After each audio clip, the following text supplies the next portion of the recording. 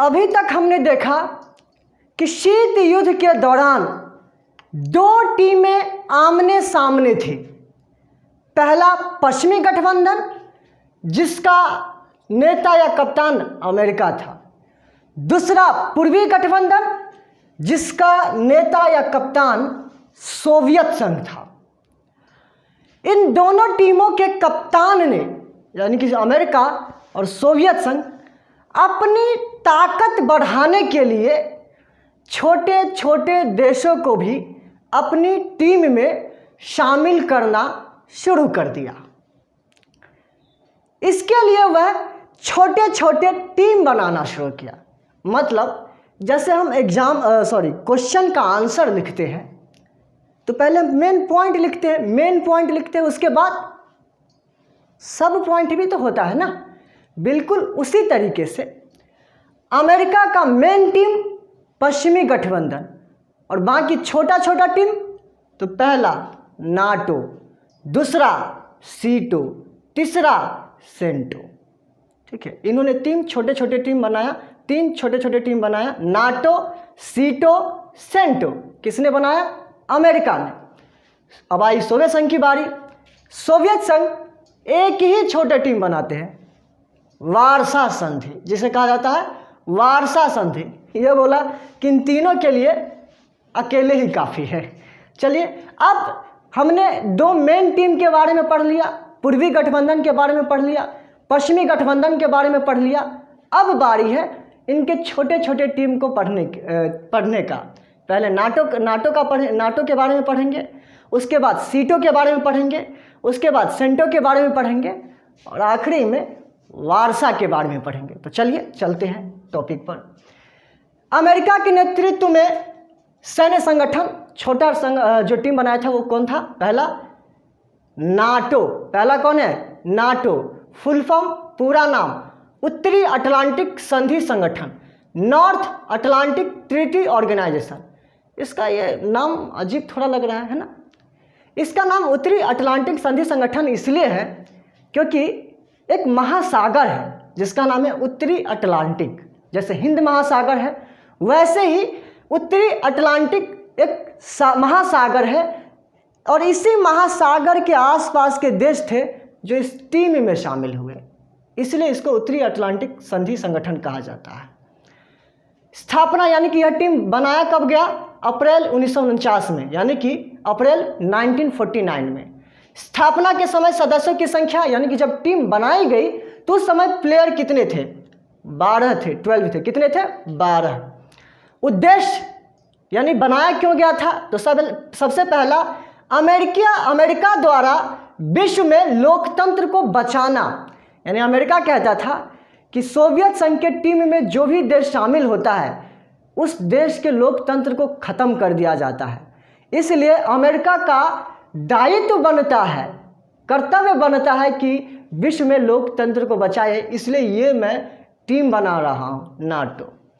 दूसरा, यूरोप में सोवियत संघ के विस्तार को रोकना, क्योंकि जो सोवियत संघ था वो यूरोप में धीरे धीरे बढ़ते जा रहे थे और बहुत सारे छोटे छोटे देश को अपनी टीम में शामिल कर रहे थे, उनको रोकना।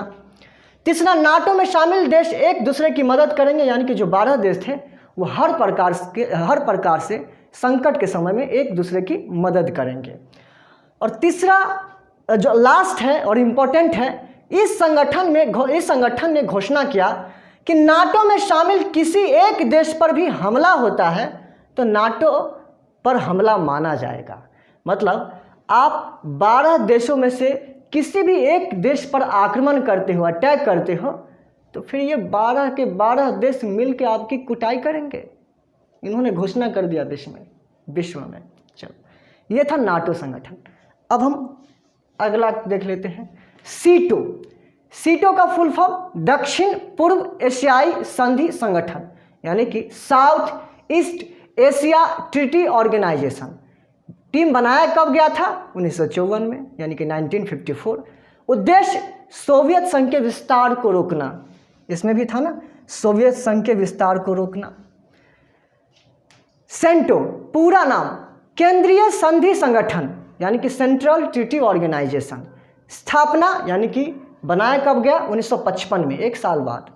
उद्देश्य सोवियत संघ के विस्तार को रोकना। तीनों का लगभग उद्देश्य सोवियत संघ के विस्तार को रोकना, सोवियत संघ की शक्ति को कम करना था।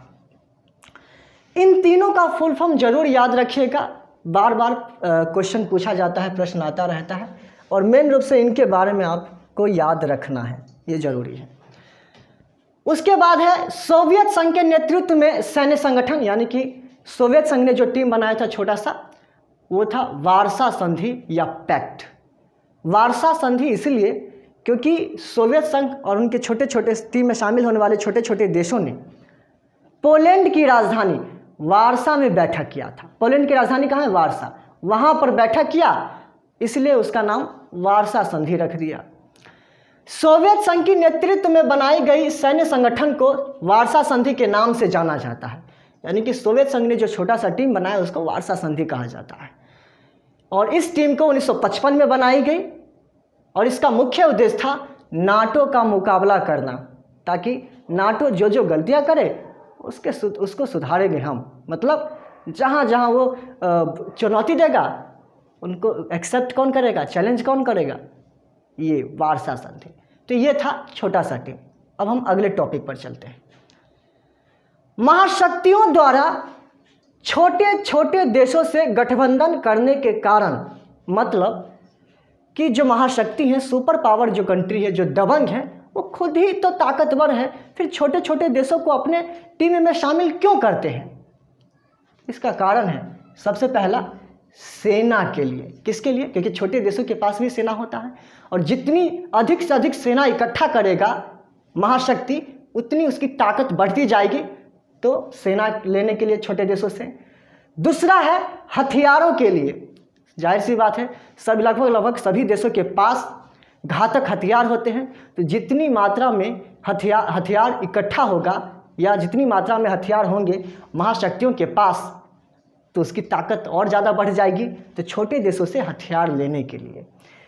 तीसरा है जासूसी के लिए, क्योंकि आप एक देश में रहते हो, कितना भी आप सुपर दबंग हो या कितनी भी सुपर पावर कंट्री हो, कितनी भी ताकत है आपके पास, और एक ही देश तक आप सीमित हो, तो दूसरे देशों की खबर आपके पास नहीं पहुंच पाएगी, यानी कि दुश्मन देश की खबर आपके पास नहीं पहुंच पाएगी। तो ऐसे में विश्व के छोटे छोटे देशों को अपनी टीम में शामिल करना पड़ता है, अपने टीम में लाना पड़ता है, ताकि वो दुश्मन देश क्या कर रही है, कौन सी एक्टिविटी कर रही है, वो हमें एक एक बात बता सके। तो जासूसी के लिए।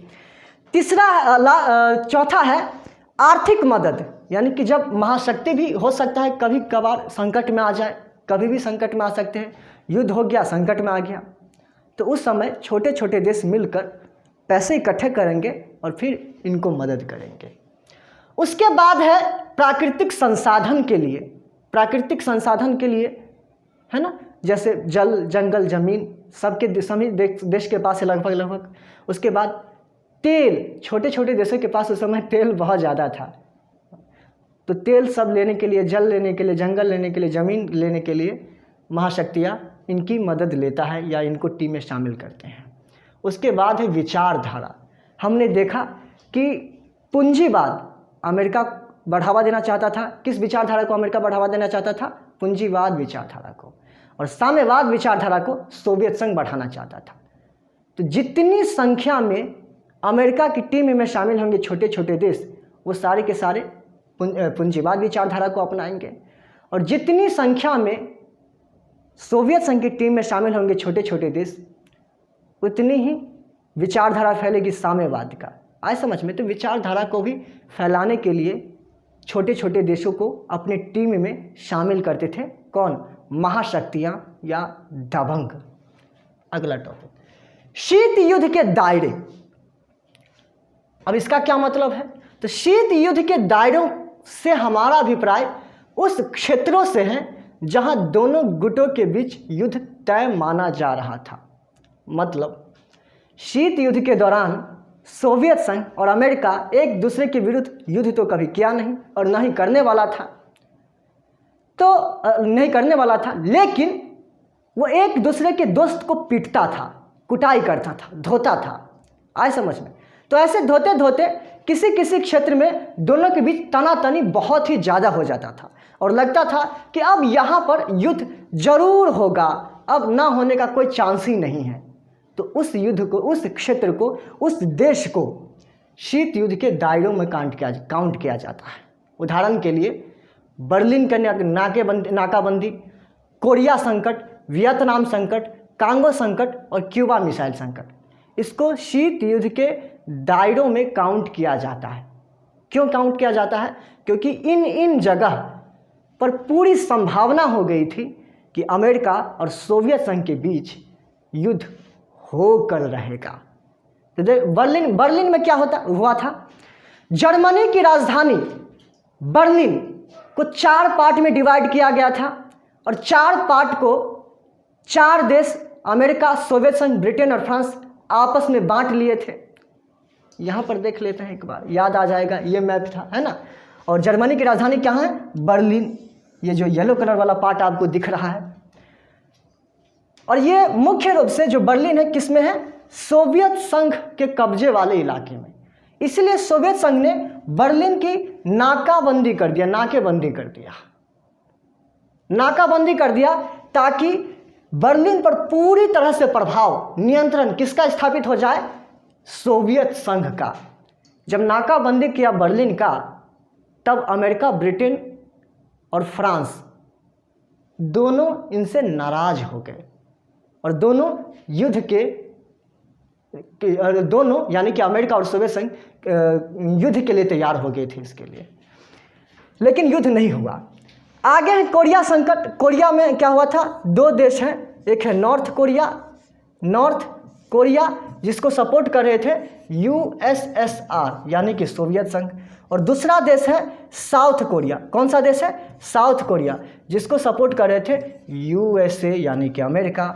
नॉर्थ कोरिया और साउथ कोरिया में लड़ाई हुई, युद्ध हुआ, दोनों इसमें कूद गया और लगने लगा कि इन दोनों के बीच अब युद्ध होकर रहेगा, लेकिन युद्ध नहीं हुआ। उसके बाद है वियतनाम संकट। कौन सा संकट? वियतनाम। इसमें भी 2 देश थे, एक है नॉर्थ वियतनाम यानी कि उत्तरी वियतनाम, और दूसरा था साउथ वियतनाम। कौन सा Vietnam? South Vietnam. North Vietnam को सपोर्ट किया USA यानी कि अमेरिका, और साउथ वियतनाम को USSR यानी कि सोवियत संघ। इन दोनों के बीच में युद्ध हुआ। सबसे पहले अमेरिका कूदा, जब अमेरिका कूदा और इसने नॉर्थ वियतनाम को सपोर्ट कर दिया, तो सोवियत संघ कहाँ पीछे रहने वाला है? सोवियत संघ भी कूद गया और उन्होंने साउथ वियतनाम को सपोर्ट कर दिया। तब यहाँ पर लग रहा था कि इन दोनों के बीच में अब युद्ध होकर रहेगा, लेकिन युद्ध नहीं हुआ। इसी तरह का कुछ मामला रहा अफ्रीका महाद्वीप का एक देश कांगो में, और उसके बाद क्यूबा मिसाइल संकट आया 1962 में। इनके बारे में ज़्यादा पूछा नहीं जाता है, बस इतना ही आपको ध्यान में रखना है कि कहाँ कहाँ पर लग रहा था कि युद्ध होकर रहेगा, लेकिन नहीं हुआ। लेकिन क्यूबा मिसाइल संकट आपके एग्जाम में बार बार पूछा जाता है, तो इसको हमें विस्तार से पढ़ने की ज़रूरत है। तो चलिए अब हम देखते हैं क्यूबा मिसाइल संकट। क्यूबा मिसाइल संकट 1962 में हुआ था। कब हुआ था? 1962 में। इसलिए क्यूबा मिसाइल संकट 1962 कहा जाता है। ये वाला जो देश आपको दिख रहा है, ये कौन सा है? अमेरिका है। कौन सा है? America, USA। ये वाला क्यूबा, इसके ठीक नीचे, और उसके बाद है ये वाला USSR यानी कि सोवियत संघ। अब हम देखते हैं मामला क्या था। तो परिचय में, इंट्रोडक्शन में देख लीजिए। क्यूबा अमेरिका के किनारे बसा एक द्वीपीय देश था, हमने देख लिया।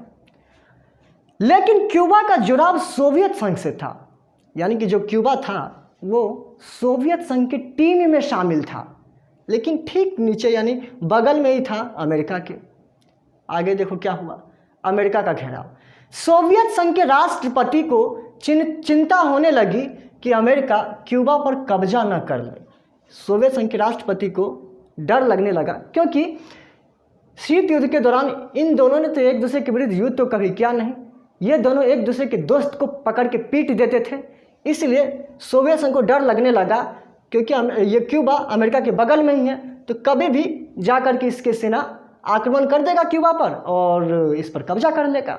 तो इसलिए इससे बचने के लिए सोवियत संघ ने अपनी परमाणु मिसाइल यहाँ पर तैनात कर दी, यहाँ पर ला दिया और यहाँ पर ला के